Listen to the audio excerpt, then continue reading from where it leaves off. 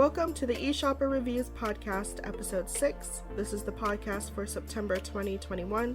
I'm Jenn Ip. And I'm Jake McNeil. For those new to this podcast, eShopperReviews is a subreddit on reddit.com where Jake reviews games on the Nintendo Switch platform, and you can find the subreddit at the URL reddit.com/r/eShopperReviews. We currently have over 1,500 reviews and counting, and we are supported by your donations on our Patreon, which you can find at patreon.com/eShopperReviews. This month's sponsors are Marc Bannerman, Andy Miller, Reddit user WonderPonder, Johannes, Stove, Ilya Zarev, and Eli Goodman.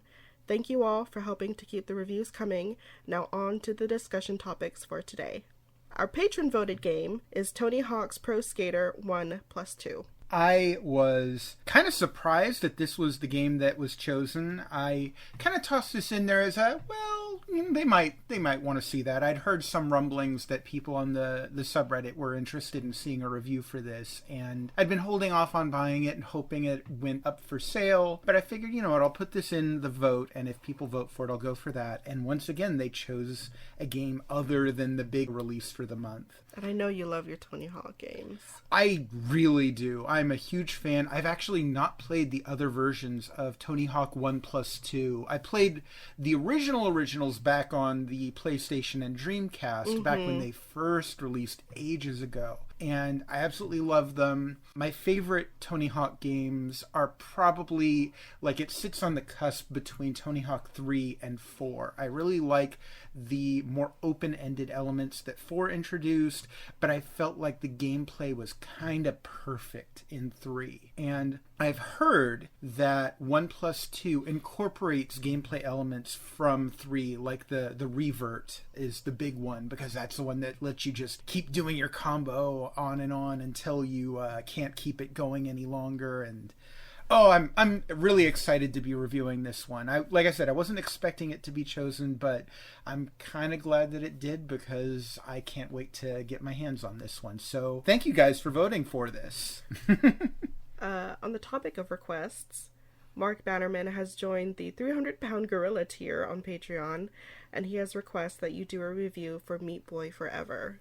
I'm actually really glad, Jen, that you let me know about this, because this request came in just before we were about to start doing this podcast. We usually record this podcast maybe a week and a half before the end of the month, and we were about to get started, and Jen let me know, hey, you have a new donation on your Patreon. And I double-checked it, and I'm really glad that I did. You're welcome. Thank you. But even if a Patreon donation comes in before the end of the month, but after the podcast, I will be sure to name check you on the following podcast. I'll be sure to, if you have a request because of the tier, I'll be sure to honor that. For Meat Boy Forever, again, this is not a game that I would have expected to be requested, but it's definitely one I've had my eye on. I really loved the original Meat Boy, and I don't know, I haven't really tried I'm not sure if this counts as a sequel or a spin-off. It's kind of somewhere in that same realm from what I understand. Sequel. I played the first one a little bit, but I'm horrible at platformers. I recognize it's a good game. I'm surprised you played the first one. I did, a little bit. It definitely does not seem like a Jen game to No, me. I'm terrible at platformers, so... But, I could tell from just playing it, this is a really well-crafted game. Well, I have not played the sequel yet, so I cannot comment on its quality as of this time. But from what I've heard, it incorporates some randomized elements or something like that. I look forward to giving this a try, and I will try to get this review out hopefully soon after this podcast is released. So thank you again, Marc Bannerman. I appreciate the donation, and I'll be sure to get you your review ASAP. All right, so on to the news from the last month. Updates on the Activision Blizzard sexual harassment and discrimination lawsuit. I should say the last month that we mentioned this, we did give a disclaimer beforehand. I'm not sure that that's going to be fully necessary this month, because we're not going to be going into the nitty-gritty of what Activision Blizzard has been accused of. If you want to see that, you can look into the previous month's podcast, or you can simply do a search on Google. It's all over the news right now. But no, if you do a search for it, Some of the details are potentially triggering. They get into some not safe for work stuff. So be aware before you do that. Mm-hmm. But anyway, please continue, Jen.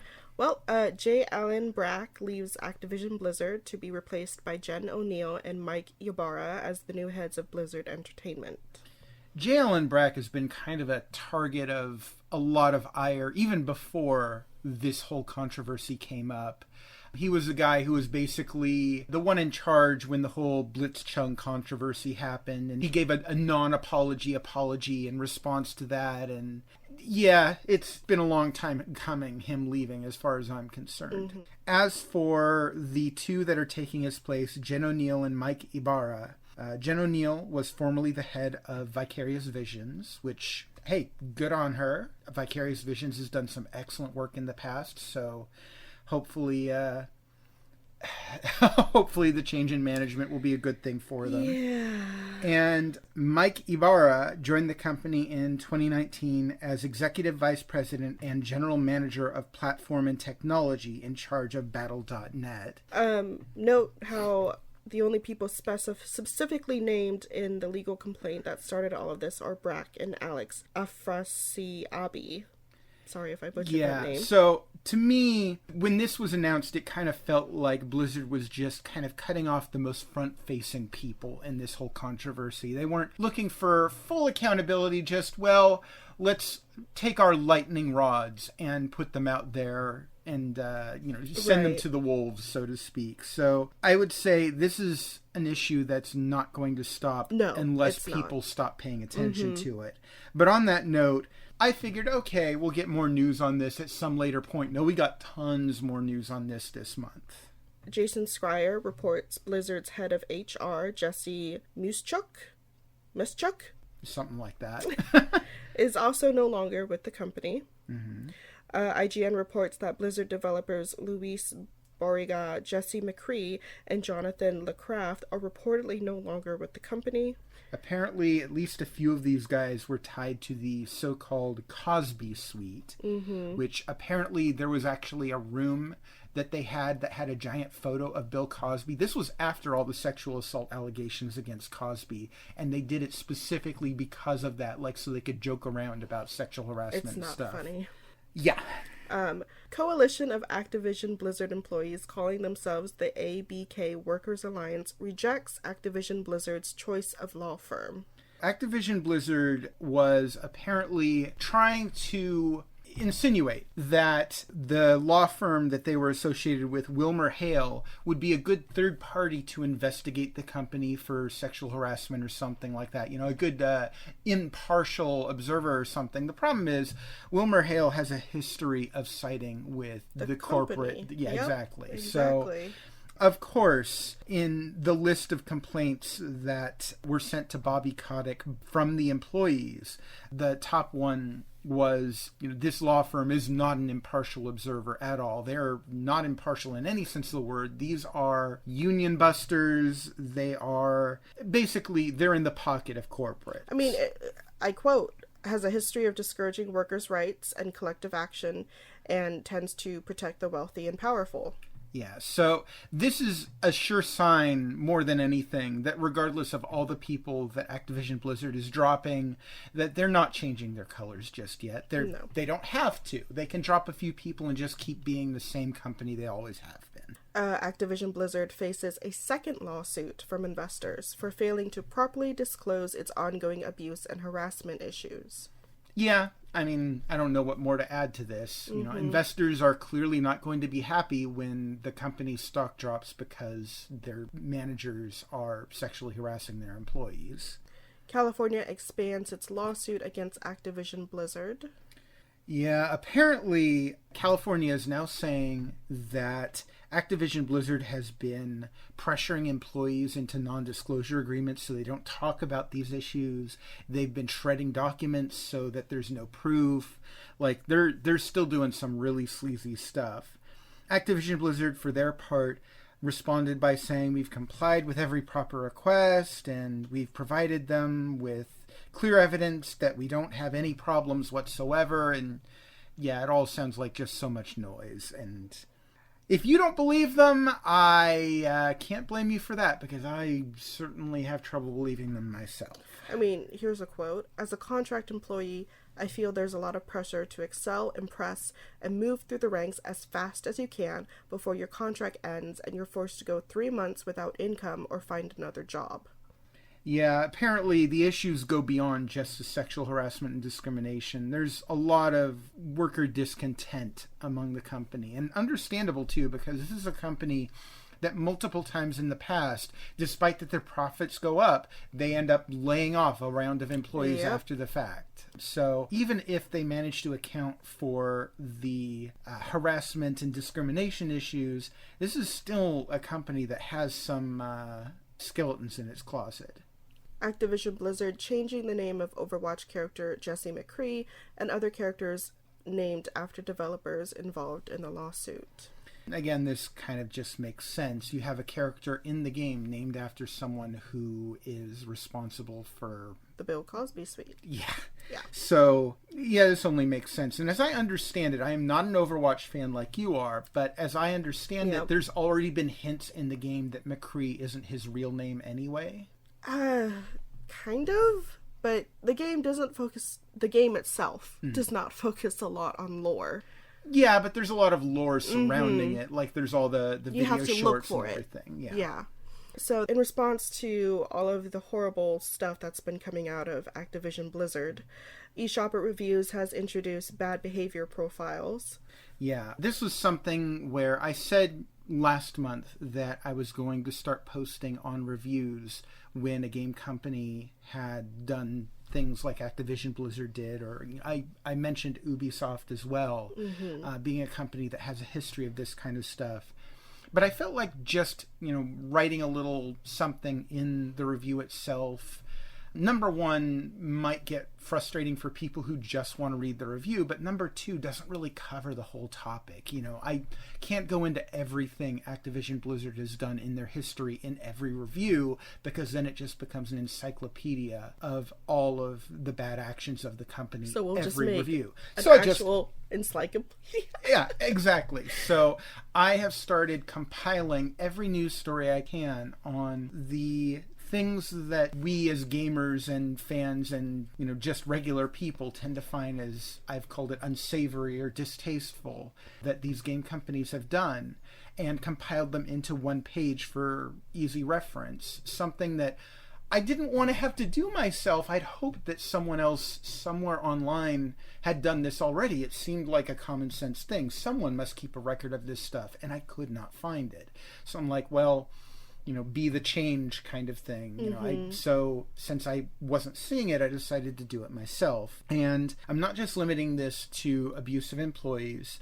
Also, I'm including things like predatory microtransactions, like workers' rights. Well, as well. Yeah, that's what I previously mentioned, but also things like non-competitive policies, like, Nintendo's practice of yanking a game off of the market after it's been around for a while to try and drive up sales while it's out. Things like asset flips, which, small preview, I'm definitely going to be getting more into the asset flip issue in the coming month. I have all sorts of stuff that I've prepared for that, so you can watch for that coming up. But right now, I have profiles for both Activision Blizzard and Ubisoft, but I'm not going to stop there. I'm going to gradually add more as time goes on. I've already said I'm planning on doing one for Nintendo. They're not going to escape my wrath, so to speak. They've done some stuff too. I'm looking at EA. I'm looking at Bethesda. I'm looking at all the studios. Well, yeah, there's some that are more noteworthy than others. The ones that I've named here are the ones that kind of have a reputation for doing stuff that's consumer unfriendly or that's abusive to their employees. But there are others as well that maybe I haven't even thought of. And I might at some point expand this to include companies that don't even publish games on Nintendo Switch, because this is something that I feel is more important than just, the one platform. I feel like it's more important than just this subreddit, that someone needs to be keeping track of all this stuff. So I will continue working on this as time goes on. All right. So, moving on to more positive topics. Nintendo Indie Direct aired on August 11th. Yep, still no release date for Hollow Knight Silksong, Sports Story, Fall Guys. I know a lot of people were bemoaning where's my Hollow Knight? I want my Silksong. And it's like, for some of these games, like Silksong and Sports Story in particular, these are very small teams that are working on these games. So they're going to take their time, and you're going to get it when you get it. And just be patient. I'm sure it will be excellent when it comes out, but it's going to take time. And don't go into every single Nintendo Direct or Nintendo Indie Direct expecting these games to show up, because you are setting yourself up for disappointment. And if you go in expecting them not to show up and they do, then you'll be pleasantly surprised. And I feel like with this Direct, I was actually pleasantly surprised by the entire Direct. I really thought this was an excellent Indie Direct. What did you think, Jen, overall? I have a few, I guess, favorites. Okay. Necrobarista, which I hear is already out. Well, I figured we'd quickly go through the games that were announced here. Okay. So we have Bomb Rush Cyberfunk. I was saying, and everybody was noticing, this game looks and like everything about it screams that this is like a spiritual successor to Jet Set Radio or Jet Grind Radio, depending on which location you're in. The look is spot on. The soundtrack sounds similar. And in fact, as I understand it, they got the guy who did the soundtrack for Jet Set Radio to do the soundtrack for this game. So clearly they are very conscious of wanting to steer this toward being a successor to that series, and more power to them. It's a great franchise, and I hope this turns out to be a good successor to that. We have Toem, which is going to come out fall 2021. I know this game, it sounded like you kind of thought this one looked cute and interesting. I did. I feel like it's that type of game, much like how the developers said, it's a game that you play to unwind, and it really does showcase that really well in the Indie Direct.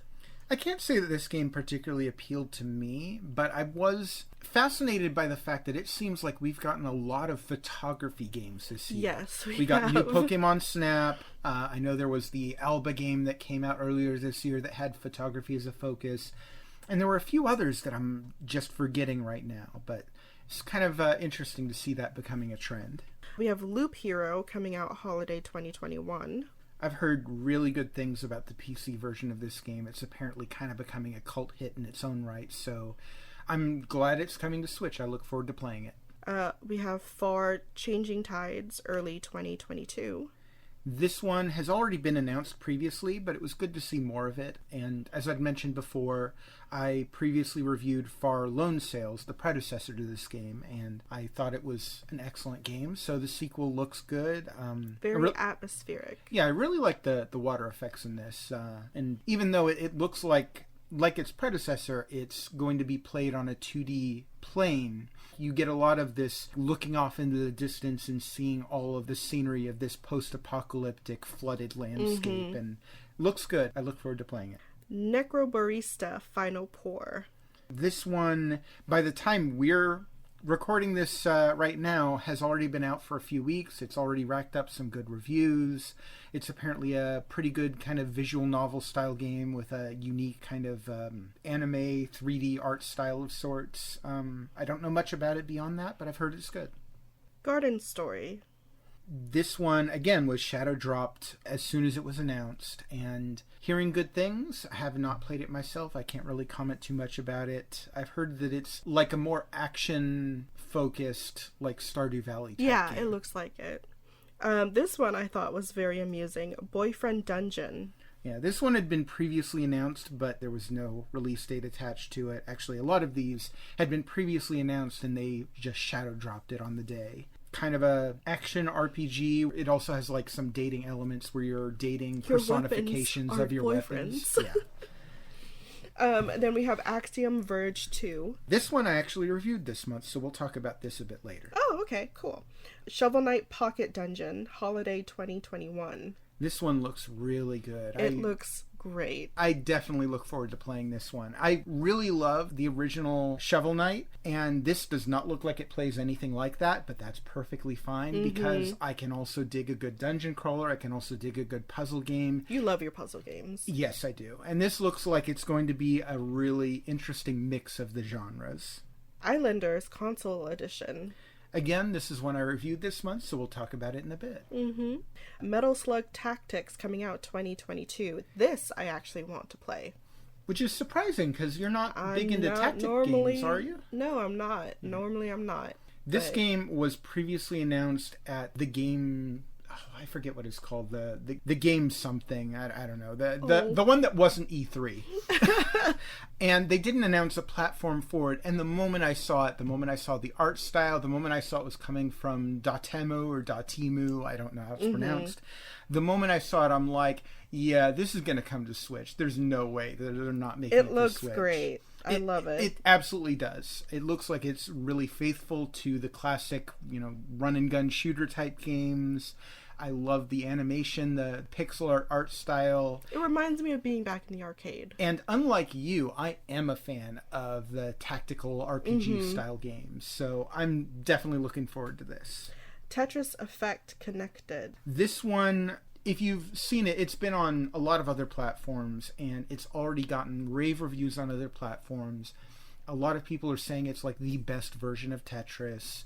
Interesting. The visuals and music are really nice, and I think that they had that in mind when they chose a release date, because this is releasing on the same day as the Nintendo Switch OLED model.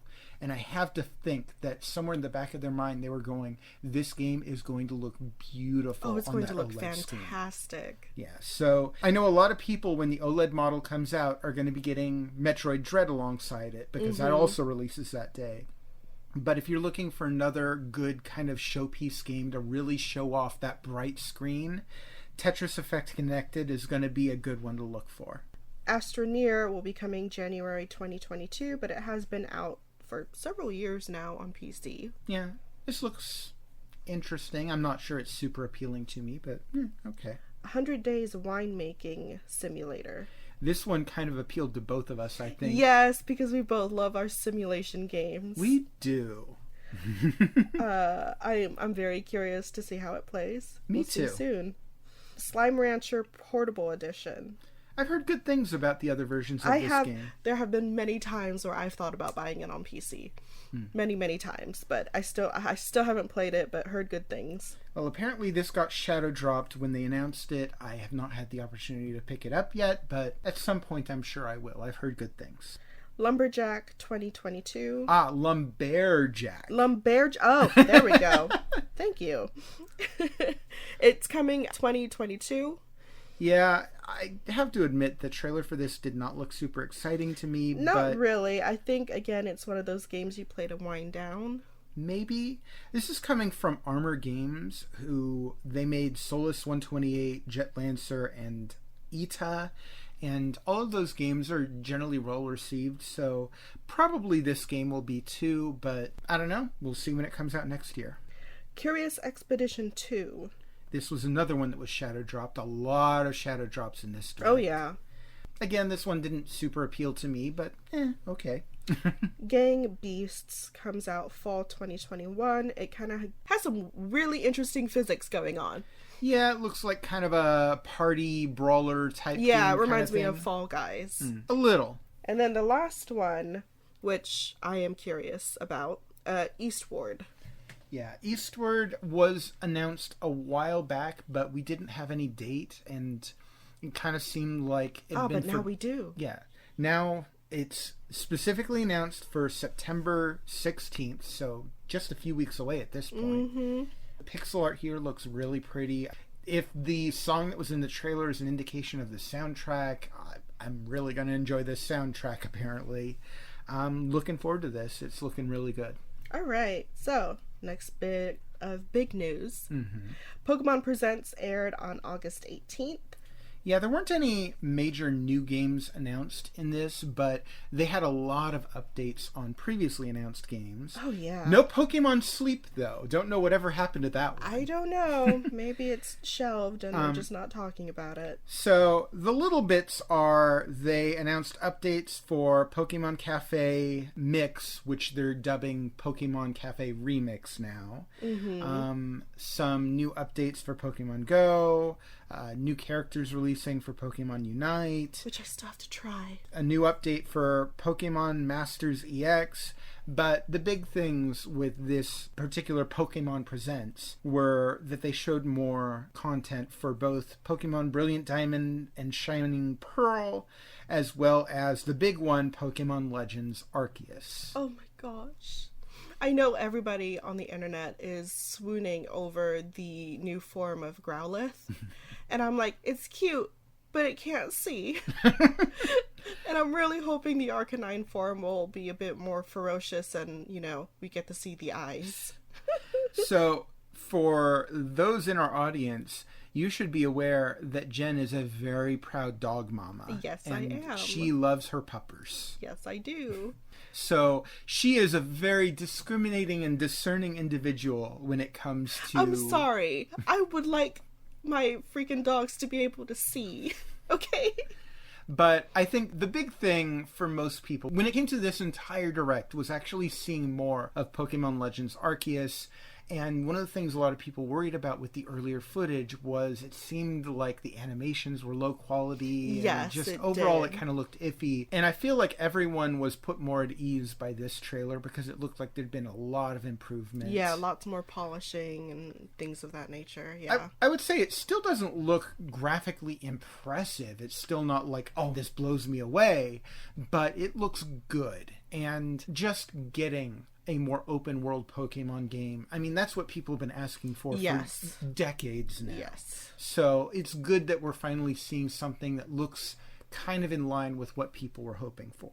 So what surprised you at QuakeCon was shadow drops of Quake. Just going right into the next topic. Oh, yeah. Oh, yeah. Well, yeah, we got a lot of announcements that actually affect Nintendo Switch owners at QuakeCon, which I was not expecting after Microsoft bought out Bethesda and in turn id. But we did get the shadow drop of Doom Eternal, The Ancient Gods Part 2, which that was expected. We got the Doom Slayers collection, which wasn't expected, but kind of makes sense. It's just a collection of all of the Doom games except Doom Eternal. Mm-hmm.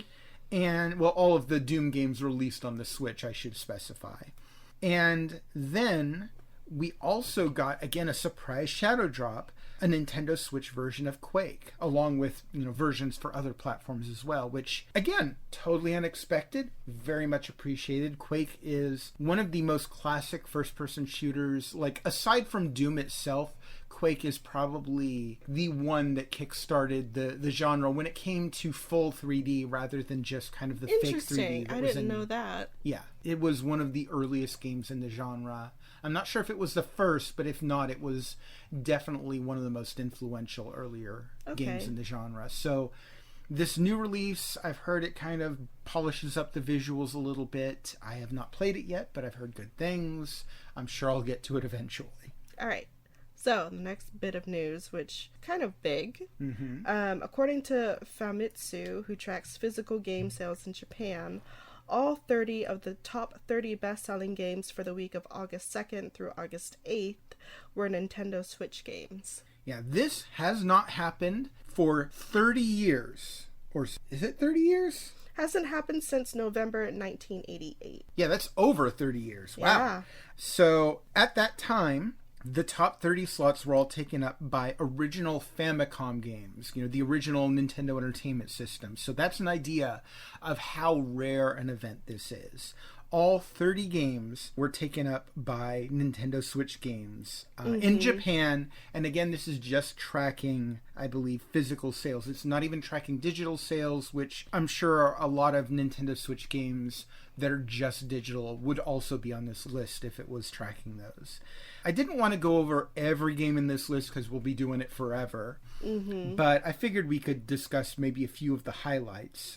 I was really surprised by the game that took the #1 slot, not because it's selling well, but because, again, it's still selling so well that it hits the #1 spot. I'm still not surprised by it. I'm really not. Minecraft in the #1 spot. Yep. And not surprised. Hey, I guess Nintendo Switch owners in Japan need to get their Minecraft on, so all right, more power to them. I mean, okay, so I'm looking through this list, and we'll provide it in the description of the video, but, like, I'm not really too surprised by some of the ones that are on this list. We'll provide a link to it, because I'm not sure we want to have... It's a long list. Yes, a long list.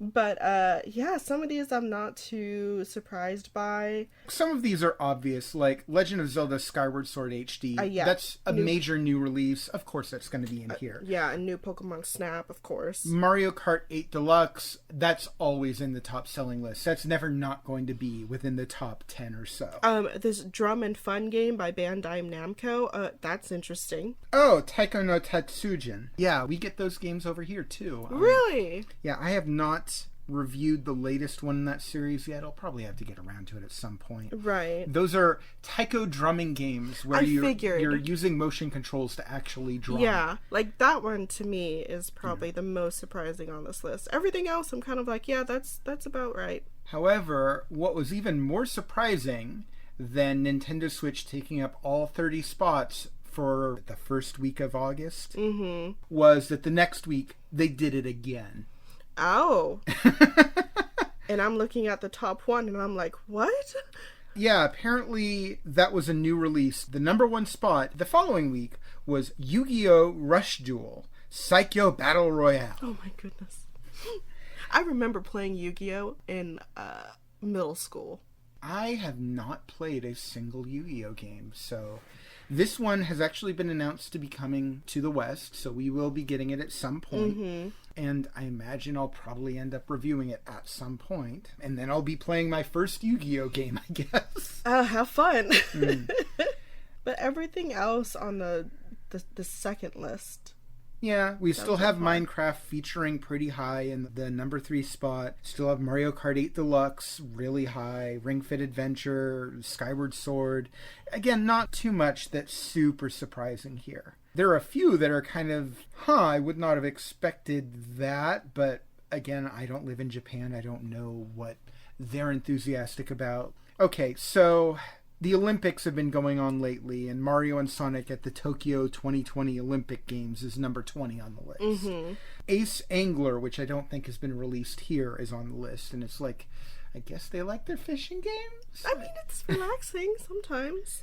Anyway, I'll provide a link in the description of this video if you want to see the full list. Okay. Pokemon TV released as a free-to-download app on the eShop on August 26th. Yeah, this happened just... yesterday or the day before. It was pretty recent. Yeah. And it's funny that they did not include this in the Pokemon Direct. They just kind of dropped it on the eShop and announced it on Twitter, and that's it. But I mean, it's one of those very Nintendo things where it's like there's the obvious place to announce it, and then there's the not obvious move of just dropping it on there, and they did the not obvious thing.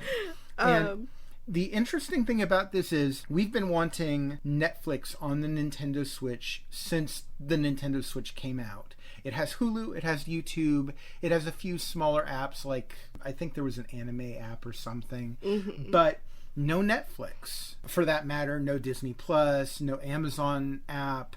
So at this point, I think we're probably never going to get those. Probably not. But we got the Pokemon flavored Netflix on Nintendo Switch instead.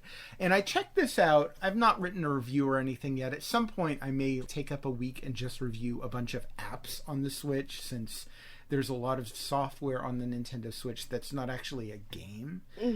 But this one's kind of cute. You get multiple seasons of the classic Pokemon anime. There are some Pokemon movies. Not Detective Pikachu. Detective Pikachu is not on there. Sorry.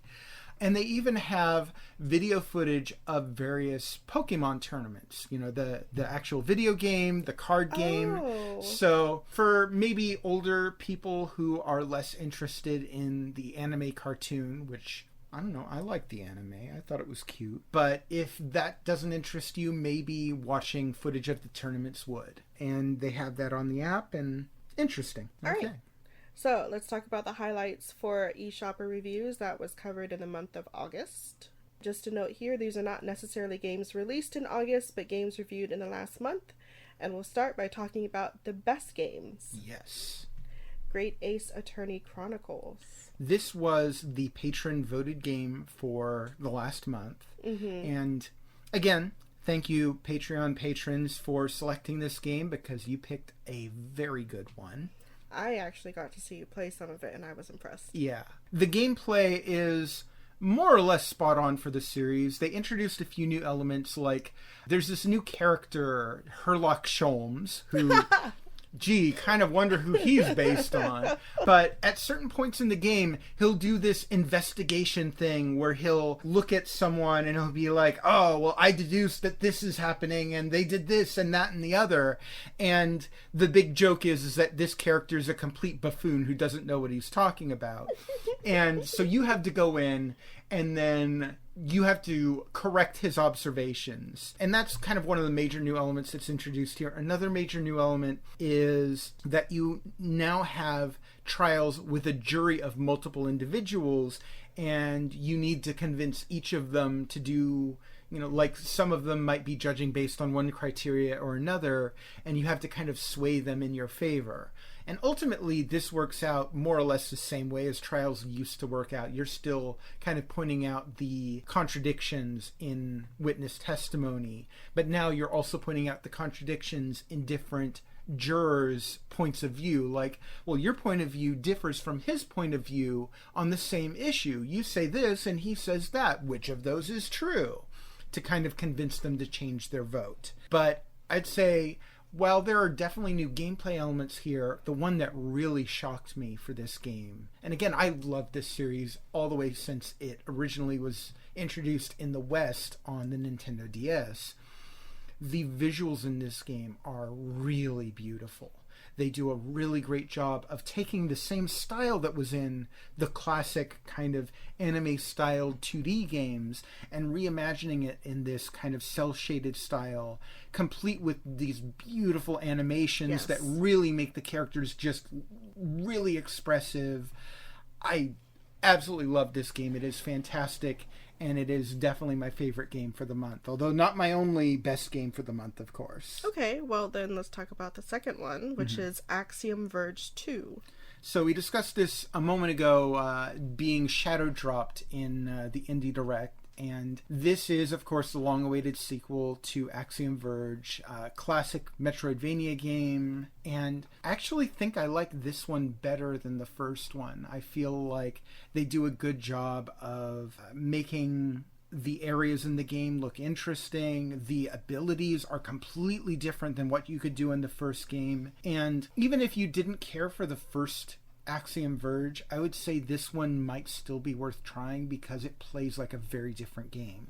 And to give you an idea, the first Axiom Verge played very similarly to the Metroid series.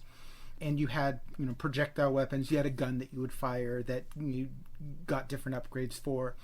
In this game, most of the combat is melee focused. And unlike the first game, you don't get damage by running into enemies. You have to actually be on the receiving end of their attacks to take damage, which means that sometimes it can actually be to your benefit to just rush an enemy and wail on them until you defeat them. So that was very different than the first game, but just overall, I felt like this was more open-ended as a Metroidvania than the first game. I felt like it was much improved over the original. All right, so the next one you actually had me play, which was Islanders.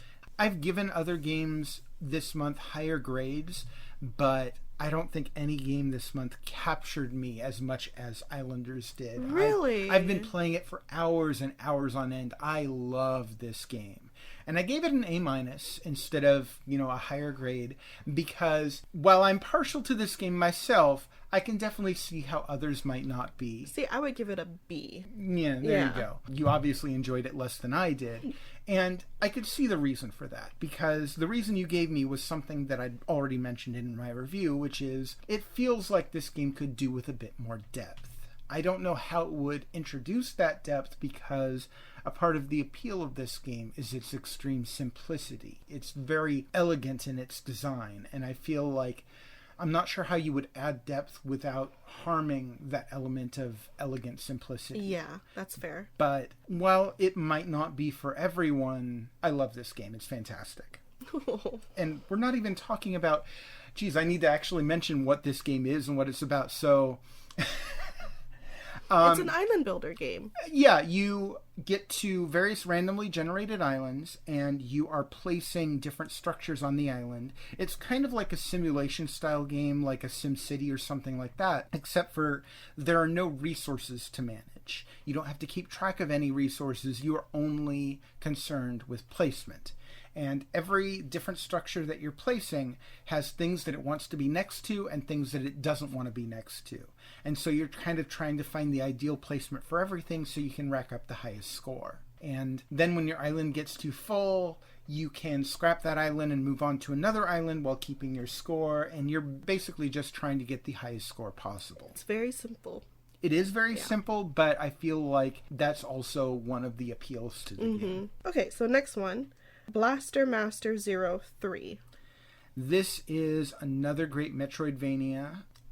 And, oh geez, what do I say about this one? I feel like, again, this is one that improves on previous entries in the series. For those who aren't aware, the premise behind the Master Blaster Zero series is it started with the original Master Blaster Zero, and a tongue twister there, which was kind of a remake or reimagining of the original Nintendo Entertainment System Master Blaster game. And then with the sequels, they kind of took it off in a different direction, kind of inspired by that remake.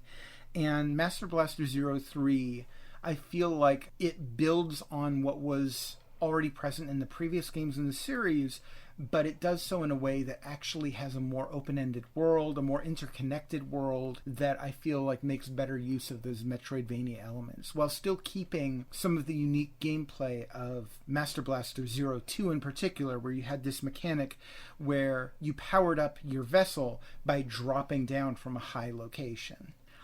And I thought this was an excellent Metroidvania. Metroidvania fans, you have had a lot of good stuff to play this last month, let me tell you. Okay, so we'll move on to the worst games, starting with Team Troopers. Team Troopers, it's basically like a really low-rent wannabe Call of Duty sort of thing. Yikes. And everything it does pretty poorly. The controls are bad, the graphics are bad, the performance is bad, the menu design is atrociously bad.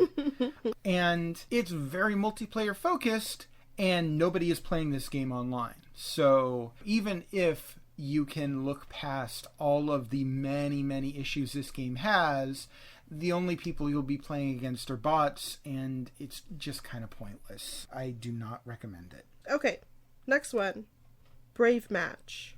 Brave Match is a game that it has the foundation of a good puzzle game. It's kind of a little bit like games like Puzzle Quest or... Oh, I've forgotten the name of... There's one where you draw a line to clear pieces. I don't know what that one is. Yeah, but it doesn't really do enough to build on that foundation. And once you kind of learn the trick to how this game's progression works, you can blast through it in a half an hour, easy. It has an upgrade system where you can upgrade various stats of your character. And once you realize this, you can upgrade to the highest level right off the bat rather than going through the progression of different upgrade equipment. And once you do, it is a breeze just going through each of the puzzle opponents of this game, who there's no AI, there's no variety to them.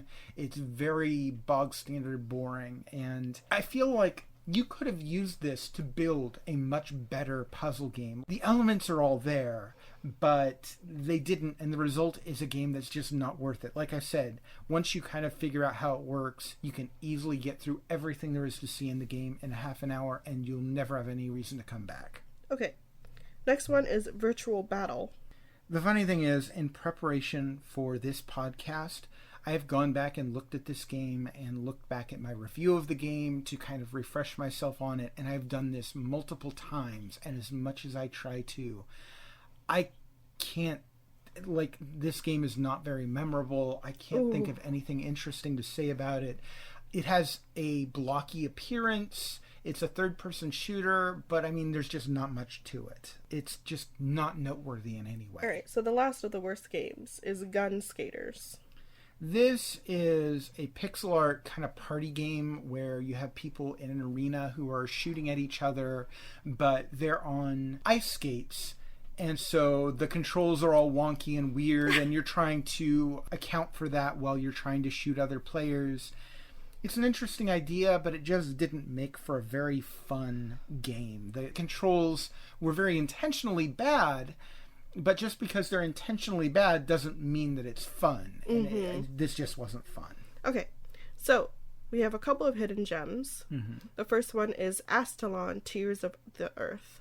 So I was just telling you about how Metroidvania fans had a lot of good games this month. And I don't know if this was a game that was released this month or prior to this month, but this is another Metroidvania game that's really excellent. And it has some really interesting things that it does too, with a character swapping mechanic. And this isn't the first Metroidvania where you could switch characters, but it does it in an interesting way where you can only swap characters at certain points.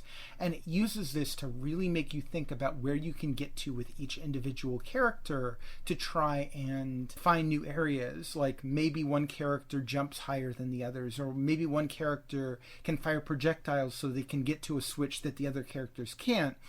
But the trick is, if that character can't get to where they need to hit the switch, then they can't get you to that new area. So you have to be constantly thinking about where to switch characters and how to get there. And I thought it was just really brilliantly done. The game has a great soundtrack, just excellent Metroidvania, well worth looking for. Okay. Next one on the hidden gems is Overboard. This is kind of a visual novel style game where it's a whodunit, except it's not a whodunit because it's obvious whodunit because you done it. You are a woman who has murdered her husband by pushing him overboard on a boat, and now the entire premise of the game is you are scrambling to try and cover your tracks so that nobody catches you. And the game does this in a really clever way. I really wanted to put this in my best games for the month, but I just had too many best games. So at any given time, you can go to any part of the boat, and there are different people who are walking around the boat, and you can have conversations with them. At one point, you might go up to the top deck to retrieve an earring that you accidentally dropped there that puts you at the location, or maybe you want to go to the drunk lady in the cafeteria and plant something in her drink so you can point the finger at her. And the game really makes you think about managing your time and where do I need to be right now? Who do I need to talk to? And it does a good job of giving you multiple different avenues to pursue to give you multiple endings. Like in one ending, maybe you manage to clear yourself so that people can't necessarily prove that you were the one who did the murder, which helps you to avoid jail, but doesn't get you the inheritance. So, of course, because you only get the inheritance if someone else murdered your husband. Right. So you need to find a way to pin the blame on someone else. And I thought this was just a brilliant concept for a visual novel. And I absolutely loved the writing in this game. I loved the way that the different plot twists go, the way that you can pursue different avenues to try and convince people of your innocence or someone else's guilt. Next one is Portal Knights, which apparently is eShopperReviews' 1500th review. Yes. So Portal Knights is very similar to Minecraft. I would actually say it's kind of halfway between Minecraft and Dragon Quest Builders in that it has a lot of RPG elements, but it's not as much of an RPG as Dragon Quest Builders is. It has a lot of kind of world creation elements, but not nearly as much as Minecraft does. And in fact, the worlds are a lot more self-contained than Minecraft. And while I would say this game isn't quite as good as either of those two other games, it's still pretty darn good. And if you like Minecraft, if you like Dragon Quest Builders, this game is well worth seeking out. It might not be quite on the same level as those two, but it's still very good. All right, so the last of the hidden gems is Noteworthy. This one was another visual novel I reviewed this month, and this game is kind of the visual novel take on the same kind of formula you see in Among Us or Werewolf, where you're playing through multiple games of that same kind of, who's the hidden imposter kind of game. And every time it's kind of randomized, and that in and of itself is okay. I kind of feel like it gets to be a bit repetitive. People end up repeating the same things over and over again, and it's a bit difficult to use that to track down who the imposter is. But what I feel pushes this game over the edge and makes this into something a bit more interesting than that is that it's using that gameplay loop to tell an overarching story, where you have imposters on your crew who are shape-shifting aliens trying to kill everyone. But even more than that, you and one other character are going through a time loop where in each loop the identity of the imposter changes, and you and this one other person are the only other people who know that this time loop is happening. Right. So in each loop, you might find that you're the imposter in this loop, or you might find that your compatriot here, the other one who's sharing these loops with you, they're the imposter. So on any given loop, that doesn't necessarily mean you can trust one another. But as it keeps going, you're not just building the mystery of what the deal is with these alien imposters who want to kill everyone. You're also kind of trying to figure out what's going on with this time loop. What is this overarching story? And I thought that was really fascinating and well done. Okay, so other noteworthy reviews. Metopia. Metopia was released a few months ago. This is a remake of a 3DS game, and it's kind of the very beginner RPG. If you have someone who has never played an RPG in their life, and maybe they're super young and don't understand a lot of RPG concepts or don't want to do a lot of reading, this is kind of a good introduction to the genre. It wasn't in my best games because it's just far too simple to be a very good game. That's fair. It wasn't in my worst games either because I still recognize this is a good entry-level RPG for newbies. But overall, I thought it was decent. The gimmick behind this game is that this game makes use of the player-created me characters. Yep. And you plug those into the story in different roles. So it's like you could have your Iron Man me being the hero fighting against your Gordon Ramsay supervillain. Whatever characters you created, you kind of slot into the different roles in the game. And I feel like that makes for some amusement, but they don't go as far with it as I feel like they could have done. Next one is Neo, The World Ends With You. I don't think anyone was expecting a sequel to The World Ends With You. It's kind of a cult classic Nintendo DS game. So this one kind of took a lot of people by surprise, but I know a lot of people were super happy to hear it. And I reviewed this game, and I think it's good. It wasn't one of my best games this month. Again, wasn't one of my worst games. It's a good game. Okay. A good action RPG, and they do a good job reimagining the touchscreen and dual screen elements of the original on a platform that clearly doesn't have any of those elements. Well, it has a touchscreen, but not everyone's going to be playing using it. So it kind of works those into a multiple character action system where each character is designated to a different button so you can have them trading off attacks, and it's good. If you like action games in particular, I'd say the action elements are stronger here than the RPG elements. Okay. Next one is Minecraft Dungeons. So this one actually got a free trial period like a week ago. If you're a Nintendo Switch Online membership owner, if you subscribe to that service, for 1 week you got to play Minecraft Dungeons for free. So, of course, I took the opportunity to review it. I was not impressed. Really?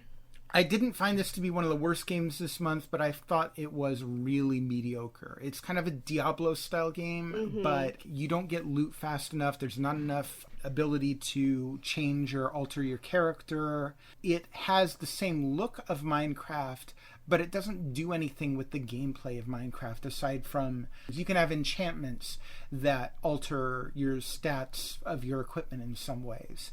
But there's not really any noteworthy crafting in the game. There's not really any world deconstruction or recreation elements. It doesn't use the Minecraft formula in any kind of creative way.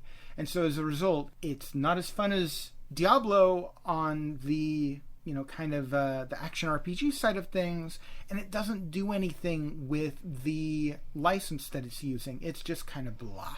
Okay. I should also mention some great game bundles. Yeah, I didn't want to put these in the best games list because it would just flood the best games list, and I don't feel like that's fair to some of the individual games.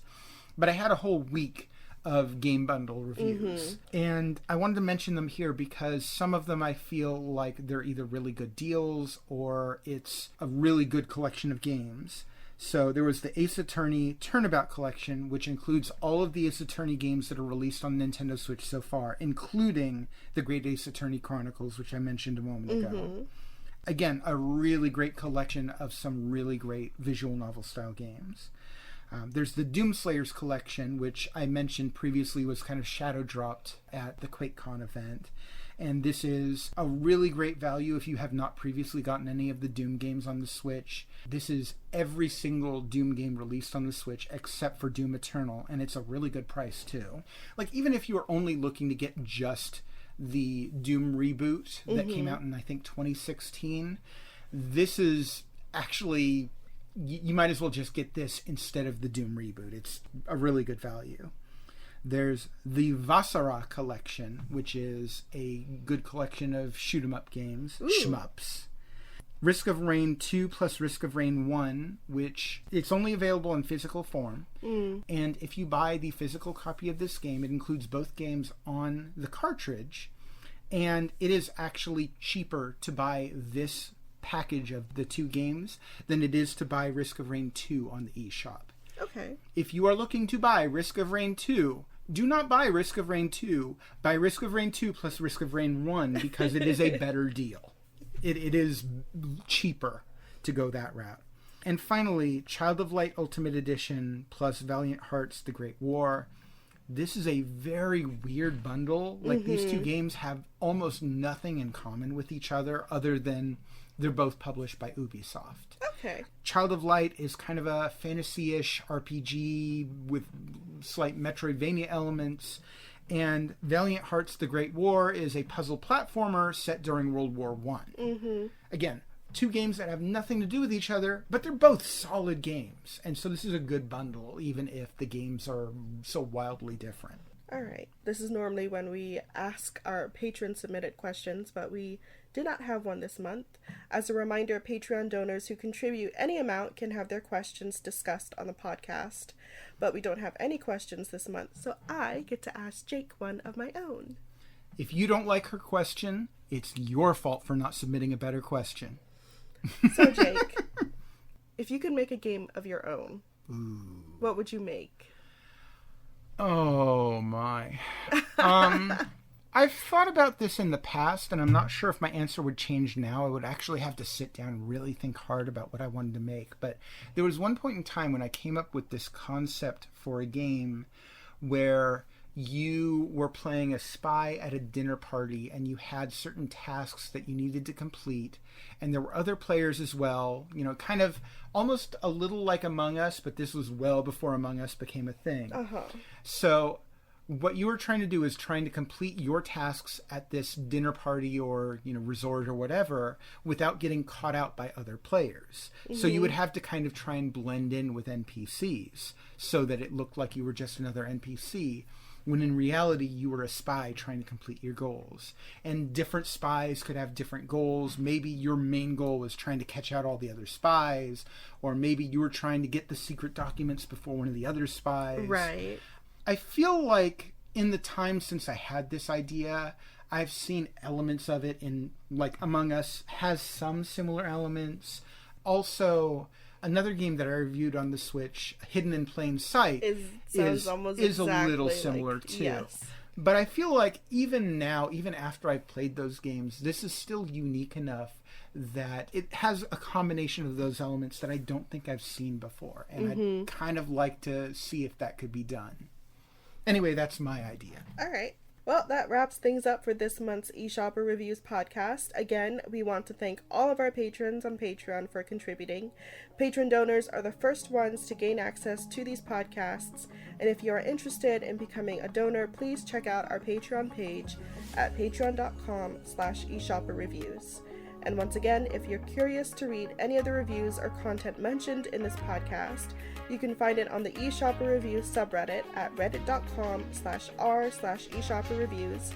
Once again, this has been Jen Ip. And Jake McNeil. We'll see you next month, and in the meantime, we both hope you found this content helpful and enjoyed some good games. Catch you guys next time. Later.